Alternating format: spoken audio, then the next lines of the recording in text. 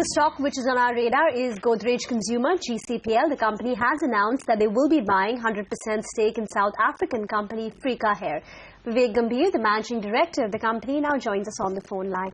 Afternoon, Mr. Gambhir, and thanks so much for joining in. And you've started the new year with a big bang, an acquisition. Can you tell us how much GCPL has paid for acquiring Frika Hair? This is, unfortunately, our agreement with the sellers does not allow us to divulge the exact amount that we've paid, but it's a very accretive acquisition, and it will be a very good addition to our portfolio of hair extensions in South Africa. So EPS accretive from year one itself? That's right. Okay. Mr. Gambhir, can you just tell us how much the total acquisition will add to your overall sales in the company for, say, FY15, FY16, FY15 in case the deal is closed by then? It's a niche acquisition, so the overall impact will be less than 1% of total GCPL revenues. However, our annualized run rate in Africa is about 1,200 crores. And this acquisition's size is about 40-45 crores. So for our Africa business, it will actually be a nice addition. But in the overall scheme of things, it's a niche acquisition. So what is your overall plan for the African continent, considering that you're generating around $200 million in terms of annualized revenues from there at this point? We remain very excited by the tremendous potential of the African market. And this is an important step for us to continue building scale in the African market. Our current focus has been on consolidating our presence in our core hair extensions portfolio, but we have also launched home insecticides in Nigeria, and we will also be entering into wet hair products across the African markets as well. Okay. Mr. Gambhir, hair extensions is a fairly niche segment. Can you tell us what is the total market opportunity, in Africa for hair extensions, and where would Frika range? Would it be the #1 brand over there, or in terms of size, or #2? So across sub-Saharan Africa, the hair extensions market is about $1.5 billion US. It's a very sizable market. And Darling is the clear market leader across most of the African countries. Frika's presence is only in South Africa, and within South Africa, it has a share in the high single digits. What are the other niche acquisitions that you would look at going forward in other emerging economies besides Africa? Your strategy which you've outlined. We are very open to looking at acquisitions.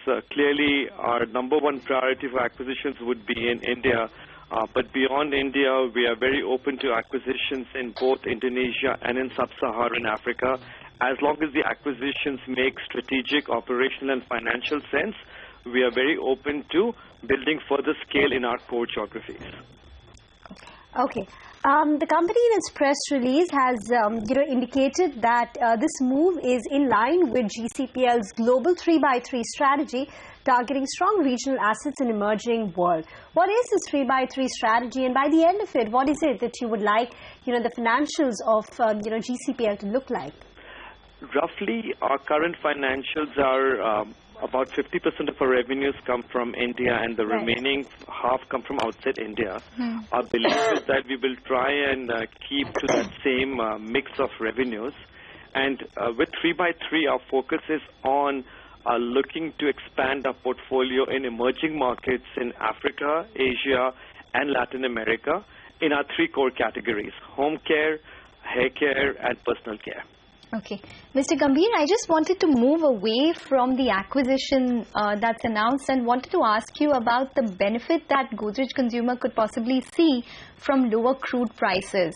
Can you give us a sense in terms of how and if that would benefit you? At an overall level, we are definitely witnessing an uptick in sales over the last couple of months. And so we are confident that the good sales traction will result in the second half of fiscal year 2015 being better than the first half of the year.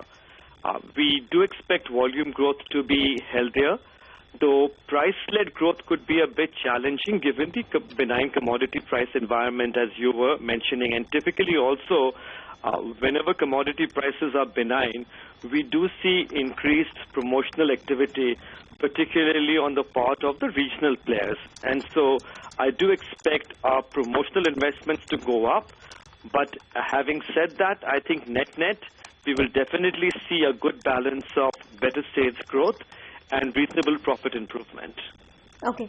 But what is, the company's strategy with respect to benign input prices? That's going to act as a significant margin tailwind, even in FY16, it appears. So has the company decided to let all those benefits reflect in the company's margins, or will you look to pass on at least 50% of those by way of promotions, discounts, or maybe even up the A&P expenses? Walk us through. If you get a 100 rupee benefit on the back of decline in commodity prices, what will you all do with it? See, a certain percentage will definitely flow down to the bottom line. So net-net profit growth will be stronger. Having said that, I think clearly you will see increased promotional activity. So we will pass on more promotional benefits to the consumers. I think this is also the right time for us to further accelerate our innovation agenda.